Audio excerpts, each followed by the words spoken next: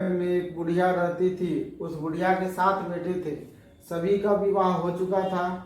6 बड़े बेटे तो काम करते थे, लेकिन 7वां बेटा अभी कोई काम नहीं करता था।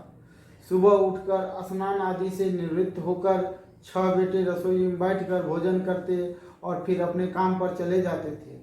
बुढ़िया उन बेटों को अपने हाथ से खीर, पूरी, हलवा आदि बढ़िया बढ़िया व्यंजन बनाकर खिलाती थी। 7वां बेटा खूब धूप निकलने पर भीतर से उठता था, फिर स्नान करके भोजन के लिए रसोई में जाता था। बुढ़िया दूसरे बेटों का बचा हुआ खाना एक थाल में रखकर उसे दे देती थी। 7वां बेटा उसी भोजन को खुश होकर खा लेता था। भोजन करके वह घर से निकल जाता और अपने दोस्तों के साथ घूमता फिरता। इस तरह मौज मस्ती से उसके दिन व्यतीत हो रहे थे। उसकी पत्नी बार बार उससे कोई काम करने के लिए कहती थी, लेकिन वह हंसकर कहता था, अरे तुम बार बार क्यों काम के लिए कहती हो? कितने मजे से दिन गुजर रहे हैं। माँ कितनी बढ़िया बढ़िया व्यंजन बनाकर खिलाती है। तब उसकी पत्नी क्रोधित होकर कहती, माँ तुम्हें बढ़िया बढ़िया व्यंजन बनाकर नहीं खिलाती, बल्कि बस सबका बचा हुआ झूठा भोजन खिलाती है। यदि तुम्हें मेरी बात पर विश्वास न हो तो किसी दिन छिपकर स्वयं अपनी आंखों से देख लेना। अपनी पत्नी की बात पर उसे यकीन न था, इसलिए लेकिन एक दिन इस बात की सच्चाई जानने के लिए निर्णय करके वह सर दर्द का बहाना बनाकर एक चादर ओढ़कर रसोई में ही सो गया। थोड़ी देर बाद उसकी माँ ने अपने बेटों को खीर, पूरी, हलवा आदि बनाकर खिलाए। भोजन के बाद उन्हें लड्डू खाने को दिए। भोजन करके वे अपने काम पर चले गए। उनके जाने के बाद बुढ़िया ने उनकी थाली में बचे हुए भोजन को एक थाली में रखा। बचे हुए लड्डुओं के टुकड़ों को एकत्र करके दोबारा लड्डू बनाए। उसके बाद बुढ़िया 7वें बेटे को भोजन के लिए कहा। उसने सोते हुए चादर के नीचे से सब कुछ देख लिया था। वह उठकर बोला, माँ मुझे भूख नहीं है, मैं परदेश जा रहा हूँ। बुढ़िया ने कहा, कल जाता हो तो आज ही चला जा। बुढ़िया के कठोर वचन सुनकर वह तुरंत परदेश जाने की तैयारी करने लगे। चलने से पहले वह अपनी पत्नी के पास गया। उसकी पत्नी गौशाला में गोबर के गंडे पाथ रही थी। उसने जाकर अपनी पत्नी से कहा, हम जावे परदेश को आवेंगे कछुकाल, तुम रहियो संतोष से धर्म अपना पाल। अपने पति के वचन सुनकर कुछ गंभीर स्वर में पत्नी बोली, 2 निशानी आपनी देख धरू मैं धीर, सुधि मधि हमरी विसारियो रखियो मन गंभीर। अपनी पत्नी के वचन सुनकर वो बोला, मेरे पास निशानी के लिए बस एक अंगूठी है, इसे अपने पास रख लो, लेकिन तुम भी अपनी कोई निशानी मुझे दे दो, ताकि परदेश में उसे निशानी को देखकर तुम्हें याद कर सकूं। अपने पति की बात सुनकर बोली, नाथ मेरे पास निशानी के लिए कुछ भी नहीं है। फिर कुछ सोचकर उसने गोबर के हाथ से उसकी पीठ पर छाप लगा दी। 7वां बेटा अपनी पत्नी को उस निशानी को लेकर परदेश के लिए चल पड़ा। कई दिनों की लंबी यात्रा करके वो एक सुंदर व विशाल नगर में पहुंचा। वहां उसने कई दुकानदारों से नौकरी देने के लिए प्रार्थना की, लेकिन सब ने उसे परदेसी जानकर उसकी प्रार्थना ठुकरा दी। निराश होकर अंत में वह एक सेठ की दुकान पर पहुंचा। उसने सेठ से भी नौकरी देने की प्रार्थना की। सेठ को एक नौकर की जरूरत थी। उस सेठ ने उसे तुरंत नौकरी पर रख लिया। उस दिन उसकी बहुत बिक्री हुई और उस लड़के से बहुत खुश हुआ। कुछ ही दिनों में उसने सेठ का सारा काम संभाल लिया। उसके व्यवहार से आने वाले ग्राहक बहुत प्रसन्न थे। सेठ का व्यवसाय तेजी से चलने लगा। उसने उसकी मेहनत और ईमानदारी देखकर उसे अपना हिस्सेदार बना लिया। कुछ ही महीनों में उस लड़के ने बहुत सा धन कमा लिया। संयोगवश कुछ समय बाद सेठ को उस नगर को छोड़कर दूर किसी नगर में जाना पड़ा। अतः सेठ अपना हिस्सा लेकर दुकान उस लड़के को देकर चला गया।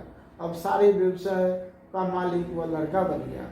उधर बुढ़िया उस लड़के की पत्नी को बहुत दुख देने लगी थी। वह हर समय बहू को जली कटी बातें सुनाती रहती थी। वह बेचारी हर समय काम पर लगी रहती थी, लेकिन फिर भी उसकी जेठानियां उससे कुछ न कुछ बुरा भला कहती रहती थी। सुबह उठते ही बुढ़िया उसे लड़के की पत्नी को जंगल में लकड़ियां लाने के लिए भेज देती थी। उसे आटे से निकले चोकर की रोटियां खाने को देती थी और नारियल की कटोरी में पानी पीने को देती थी। वह बेचारी चोकर की रोटियां खाकर भी किसी से कुछ नहीं कहती थी, बस उसे अपने भाग्य का लेखा सोचकर चुप रह जाती थी। एक दिन वह जंगल से लकड़ियां काट कर लौट रही थी। उस रास्ते पर संतोषी माता का मंदिर था। उस मंदिर के पास लकड़ियों का गट्ठर जमीन पर रख वह कुछ देर आराम करने के लिए रुकी। मंदिर में उसने बहुत सी स्त्रियों को पूजा करते देखा तो उसने पूछा, आप सब किसकी पूजा कर रही हैं? इस पूजा के करने से क्या पुण्य मिलता है? एक स्त्री ने उसे बताया, हम सब संतोषी माता का व्रत करके उसकी पूजा कर रही हैं। संतोषी माता की पूजा करने से धन संपत्ति से भंडार भर जाता है, निर्धनता दूर होती है, परिवार में सभी सुख शांति से रहते हैं, लड़कियों का शीघ्र विवाह होता है और उन्हें सुयोग्य वर मिलता है, व्यवसाय में लाभ होता है, निसंतान के घर में संतान होती है, पति अगर परदेश गया हो तो संतोषी माता के अनुकंपा से शीघ्र घर लौटता है, न्यायालय में कोई मुकदमा चल रहा हो तो उसमें जीत होती है, धन संपत्ति में बढ़ोतरी होती है, पारिवारिक क्लेश नष्ट होता है, व्रत करने वाली स्त्री पुरुषों को संतोष मिलता है, सभी मनोकामनाएं पूर्ण होती है। स्त्रियों से संतोषी माता के व्रत के बारे में इतना सुनकर उसने व्रत करने की विधि पूछी। तब एक बूढ़ी स्त्री ने उसे बताया, संतोषी माता का व्रत करके गुड़ और चने का प्रसाद बांटकर स्वयं भी प्रसाद ग्रहण करना कभी मत भूलना। संतोषी माता गुड़ और चने से की गई पूजा से प्रसन्न होती है। संतोषी माता का व्रत शुक्रवार को ही किया जाता है। शुक्रवार को सूर्योदय से पहले उठकर स्नान से निवृत्त होकर संतोषी माता के मंदिर में जाकर पूजा करके व्रत कथा सुननी चाहिए। मंदिर में न जा सको तो घर के किसी कमरे में संतोषी माता की मूर्ति या चित्र रखकर छोटा सा मंदिर बनाकर पूजा करनी चाहिए। व्रत करने वाले व्यक्ति को उस दिन कोई भी खट्टी चीज या खट्टा फल नहीं खाना चाहिए। घर में किसी को भी खट्टी चीज नहीं खानी चाहिए। संतोषी माता के व्रत के बारे में सभी बातें पूछकर सातवें बेटे की बहू ने मन में निश्चय किया कि आज सारी लकड़ियां बेचकर गुड़ और चने खरीद कर आने वाले शुक्रवार को संतोषी माता की पूजा अवश्य करूंगी। उस दिन उसने लकड़ियां बेचकर गुड़ और चने खरीदे। शुक्रवार को सूर्योदय से पूर्व उठकर उसने स्नान आदि किया। फिर एक कलश में स्वच्छ व ताजा जल भरकर चने और गुड़ के साथ जंगल की ओर चल पड़ी। रास्ते में संतोषी माता के मंदिर में जाकर उसने संतोषी माता की विधिवत पूजा की और व्रत कथा सुनी। फिर संतोषी माता के चरणों में सिर रखकर प्रार्थना की, हे माता, मेरे कष्ट दूर करो, मैं हमेशा तुम्हारी पूजा करूंगी। मेरा पति परदेश से सकुशल लौट आए। संतोषी माता का स्मरण करते हुए उसने आसपास वालों को गुड़ और चने का प्रसाद बांटकर थोड़ा प्रसाद स्वयं भी ग्रहण किया। इस प्रकार सातवें बेटे की बहू ने हर शुक्रवार को संतोषी माता का विधिवत व्रत करना प्रारंभ कर दिया। दूसरे शुक्रवार को उसने व्रत किया तो उसके पास पति का पत्र आ गया। तीसरे शुक्रवार को पति का भेजा हुआ रुपया आ गया। इस पर घर के लोग उससे ईर्ष्या करने लगे। जेठानियां ताने देने लगी, अरे अब तो पति के पत्र आने लगे हैं, रुपया भी आने लगा है। घर के बच्चे भी बार बार कहने लगे, अब तो चाची के पास रुपया आने लगा है, अब तो वह किसी से सीधी मुंह बात भी नहीं करेगी। वह बेचारी सबके ताने सुनकर चुप रह जाती थी। वह हर शुक्रवार को संतोषी माता के मंदिर में व्रत करके और कथा सुनने के बाद उसके चरणों में सिर रखकर प्रार्थना करती थी, हे माता, मैंने आपसे धन नहीं मांगा, मैंने तो अपनी पति के सकुशल लौटने की प्रार्थना की थी। एक दिन उसकी प्रार्थना सुनकर संतोषी माता ने प्रसन्न होकर कहा, जा बेटी, तेरी मनोकामना पूर्ण होगी, तेरा पति शीघ्र घर लौटेगा। वह बेचारी संतोषी माता के वचन सुनकर खुशी खुशी लौटी।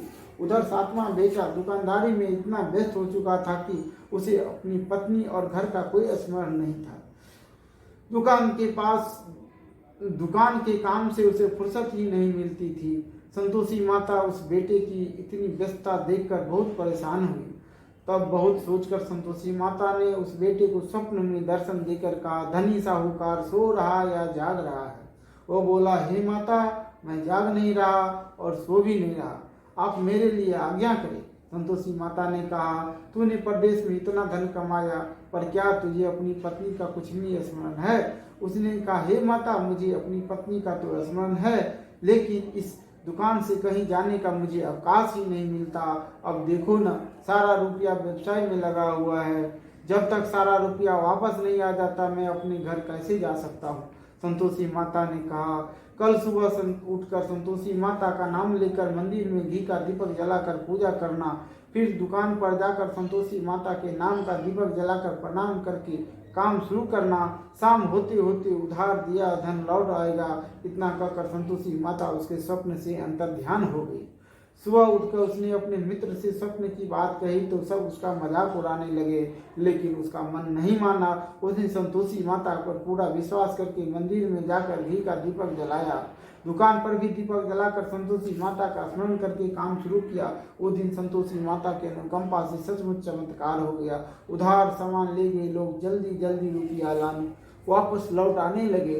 देखते देखते रुपयों का ढेर लग गया। शाम तक सारा धन लौट आया। दुकान का सारा सामान भी हाथों हाथ बिक गया। तब संतोषी माता को नमस्कार करके वह अपने घर लौटने की तैयारी करने लगा। उधर सातवें बेटे की पत्नी प्रतिदिन की तरह जंगल में लकड़ियां काटकर घर की ओर लौट रही थी। लकड़ियों का बोझ अधिक होने के कारण उसने मंदिर के पास गट्ठर उतारकर मंदिर के चौतरे पर बैठकर थोड़ा विश्राम किया। तभी उसे दूर से धूल उड़ती दिखाई दी। उसने संतोषी माता से पूछा, हे माता, आज यह धूल कैसे उड़ रही है? माँ ने प्रसन्न होते हुए कहा, आज तुझे तेरी पूजा का फल मिलेगा। तेरा पति परदेश से लौट रहा है, यह धूल उसके लौटने से उड़ रही है। अब तू इन लकड़ियों के 3 हिस्से कर, एक हिस्सा नदी के किनारे रख, दूसरा हिस्सा मंदिर में रख दे और तीसरे हिस्से को सर पर रखकर घर ले जा। तेरा पति लकड़ियां देखकर रुकेगा, लकड़ियां जलाकर भोजन बनाकर खाएगा, फिर घर जाएगा। तू घर पहुंचकर लकड़ियों का गट्ठर आंगन में डालकर कहना, सासू जी, लकड़ियों का गट्ठर ले आई हूँ, चोकर की रोटियां और नारियल की कटोरी में पानी दे दो, फिर पूछना आज घर में कौन मेहमान आया है। संतोषी माता की बातें सुनकर वह खुश होती हुई घर की ओर चल पड़ी। कुछ देर बाद उसका पति वहां पहुंचा और लकड़ियों का गट्ठर देखकर उसने भोजन बनाकर खाया, फिर कुछ देर विश्राम करके घर पहुंचा। उधर बहू ने लकड़ियों का गट्ठर जमीन पर डालते हुए जोर से आवाज लगाई, सासू जी, लकड़ियां ले लो, चोकर की रोटियां दे दो, नारियल की कटोरी में पानी दे दो, आज घर में कौन मेहमान आया है। यह सुनकर उसकी बुढ़िया सास बोली, बहू ऐसा क्यों करती हो? तेरा पति ही तो परदेश से आया है।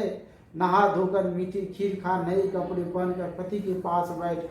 उसके पति ने कमरे की खिड़की से सब कुछ देखा और सुना। उसने कमरे से बाहर आकर भिखारी की तरह खड़ी अपनी पत्नी को देखकर कहा, माँ, यह औरत कौन है? माँ ने कहा, बेटे, यह तेरी बहू है। जब से तुम परदेश गया है तभी से इसने ऐसा हाल बना रखा है। सारा दिन गांव में ऐसे जानवरों की तरह घूमती फिरती है, घर का कोई काम नहीं करती और नारियल की कटोरी में पानी मांग रही है। सातवां बेटा गंभीर होकर बोला, माँ, मैंने इनकी सारी बातें स्वयं अपनी कानों से सुनी है। मुझे बराबर वाले दूसरे घर की ताली दे दो, मैं उसी घर में रहूंगा। बुढ़िया माँ ने उस बेटे को दूसरे घर की ताली दे दी। वो अपनी पत्नी के साथ उस घर में आनंद से रहने लगा। इसके पास धन की कोई कमी न थी। उसने घर को महल जैसा सुंदर बना दिया। अगले शुक्रवार को पत्नी ने कहा, प्राणनाथ, मैं संतोषी माता का व्रत करती हूँ। संतोषी माता की अनुकंपा से ही मेरे सारे काम पूरे हुए हैं। अब मैं व्रत का उद्यापन करना चाहती हूँ। पति ने कहा, अवश्य उद्यापन करो, मैं उद्यापन के लिए सारा सामान एकत्र करता हूँ। बहू ने अपनी जेठानियों के लड़कों को भोजन के लिए बुलाया। सभी जेठानियाँ अपनी उसकी धन संपत्ति और वैभव से ईर्ष्या करने लगी थी। जेठानियों ने अपने बच्चे को सिखा दिया कि तुम भोजन के समय खट्टी चीजें मांगना। वे नहीं जानती थी कि उसका उद्यापन वे नहीं चाहती थी कि उसका उद्यापन पूरा हो। संतोषी माता की पूजा के बाद जब बच्चों को भोजन के लिए कहा गया तो सब खटाई मांगने लगे। बहू कहा, खटाई किसी को नहीं मिलेगी। तब सभी बच्चे उससे पैसे मांगने लगे। बहू उनकी बुरी भावनाओं के बारे में कुछ जानती नहीं थी। उसने बच्चों को पैसे दे दिए। बच्चे दौड़ते हुए बाजार में गए और इमली लेकर खाने लगे। बच्चों को पैसे देने और उसकी इमली खाने संतोषी माता क्रोधित हो गई। उनके प्रकोप से उस समय राजा के सैनिक सातवीं बेटी की दुकान पर पहुंचे और उसे पकड़ कर ले गए। भोली बहू रोने लगी, जेठानियां ताने देने लगी, अरे बेईमानी से कमाकर धन लाया था इसलिए राजा के सैनिक पकड़ कर ले गए, अब बंदी गृह में रहना पड़ेगा, साथ ही राजा सारा धन भी छीन लेगा। साथ में बेटी की बहू रोती हुई संतोषी माता के मंदिर गई और उसके चरणों में सिर रखकर प्रार्थना करने लगी, हे संतोषी माता, मुझसे कौन सी भूल हुई, आपने किस अपराध की इतनी बड़ी सजा दी। संतोषी माता ने तुरंत प्रकट होकर कहा, तूने उद्यापन में बच्चों को पैसे देकर बहुत बड़ी भूल की, उन पैसों से बच्चों ने खटाई खाकर तेरे व्रत को नष्ट किया है। बहू रोती रोती बोली, माँ मुझे क्षमा कर दो, मैं बच्चों की बातों में यह सब भूल गई थी, अब मैं दोबारा उद्यापन करूंगी, अब कोई भूल नहीं करूंगी। संतोषी माता ने कहा, जब तू दोबारा विधिवत उद्यापन करेगी तो तेरी मनोकामना अवश्य पूरी होगी। मंदिर से घर लौटते हुए रास्ते में उसे उसका पति वापस आता हुआ मिल गया। बहू ने पूछा, राजा के सैनिक आपको क्यों पकड़ कर ले गए थे। वह हंसते हुए बोला, मैंने इतना धन कमाया था, उसका कर नहीं दिया था, इसीलिए राजा ने मुझे बुलाया था। अगले शुक्रवार को उद्यापन के लिए बहू ने लड़के के भोजन के लिए बुलाया। उधर जेठानियों ने पुनः अपने लड़कों को भोजन में खटाई मांगने के लिए सिखा दिया। संतोषी माता की पूजा के बाद गुड़ और चने का प्रसाद बांटकर बहू ने स्वयं भी प्रसाद ग्रहण किया। बच्चों को जब भोजन के लिए बैठाया और खीर पूरी हलवा खाने के लिए कहा तो बोले, हमें खीर हलवा अच्छा नहीं लगता, हमें तो खट्टी चीजें खाने के दो। बहू ने कहा, किसी को खट्टी चीजें खाने को नहीं मिलेगी और मैं तुम्हें पैसे भी नहीं दूंगी, खीर पूरी हलवा खाना है तो खाओ। बच्चे नहीं माने तो उसने उन बच्चों को भगाकर ब्राह्मण के बच्चों को बुलाकर भोजन कराया। दक्षिणा में उन बच्चों को मीठे फल खाने को दिए। उनके उद्यापन से संतोषी माता प्रसन्न हुई। उनकी अनुकंपा से बहू शीघ्र ही गर्भवती हुई। 10वें महीने उनसे एक सुंदर पुत्र जन्म दिया। बहू प्रतिदिन उस बेटे को लेकर संतोषी माता के मंदिर जाने लगी। कुछ दिन बाद संतोषी माता ने सोचा, मैंने इसे जीवन के सभी सुख दिए हैं, अब इनकी परीक्षा लेकर देखती हूँ। यह सोचकर संतोषी माता एक बुढ़िया का रूप धारण किया और लाठी टेकती हुई बहू के घर पहुंची। बुढ़िया के सारे शरीर पर मक्खियां भिनभिना रही थी। उसे देख सभी मुंह सिकुड़ने लगे थे। बुढ़िया ने जाकर दरवाजा खटखटाया तो बहू की सास ने दरवाजा खोलकर उसे देखते ही जोर से चिल्लाई, अरे लड़कों, इस गंदी बुढ़िया को भगाओ, मुझे तो ये कोई चुड़ैल नजर आ रही है, इसे भगाओ नहीं तो किसी को खा जाएगी। लड़के उठकर भागे। उन्होंने अपने घर के दरवाजे और खिड़कियां बंद कर दी। छोटी बहू बराबर वाले घर की खिड़की से उस बुढ़िया को देख रही थी। उसने जल्दी से दरवाजा खोला और बुढ़िया के पांव छूकर अपने घर में ले आई। सासू ने रोका तो बहू बोली, आज तो बहुत खुशी का दिन है, मेरी संतोषी माँ मेरे घर आई है। छोटी बहू का बेटा दूध पीने के लिए रो रहा था। बहू ने उसे दूध भी नहीं पिलाया और संतोषी माता की सेवा में व्यस्त हो गई। बुढ़िया सास क्रोध से बहू को बुरा भला कहने लगी। बहू बोली, सासू माँ, आज मेरी संतोषी माता मेरे घर आई है, इसका व्रत करने से ही मेरे घर में इतनी खुशियां छाई है। इतना सुनते ही सब बुढ़िया के पास दौड़े गए। दौड़े हुए आए और उनके पांव छूकर क्षमा मांगते बोले, माँ मुझे क्षमा कर दो, हमें क्षमा कर दो, हमने आपको पहचानने में बहुत भूल की, हम आपके व्रत की विधि नहीं जानते। हे माता, अब हम भी आपका व्रत किया करेंगे। उन लोगों की प्रार्थना सुनकर बुढ़िया का रूप धारण की संतोषी माता प्रसन्न हुई और उन्होंने संतोषी माता के व्रत की विधि बताई। बुढ़िया व्रत की विधि जानकर संतोषी माता के व्रत करने से उन सबकी मनोकामना भी पूर्ण हुई। उसके घर में धन की वर्षा होने लगी। बुढ़िया के सभी बेटों का व्यवसाय खूब तेजी से चलने लगा। धन संपत्ति के भंडार भरने लगे। संतोषी माता का व्रत करने और व्रत कथा सुनकर गुड़ और चने का प्रसाद खाने वालों की सभी मंगल कामनाएं संतोषी माता पूरी करती है। व्यवसाय में दिन दुनी रात चौगुनी तरक्की होती है। निसंतान स्त्रियों को पुत्र की प्राप्ति होती है और संतोषी माता का विधि व्रत करने वाली कुमारी कन्याओं को मनचाहा सुंदर स्वर्गीय वर मिलता है। बोलो जय संतोषी माता की जय।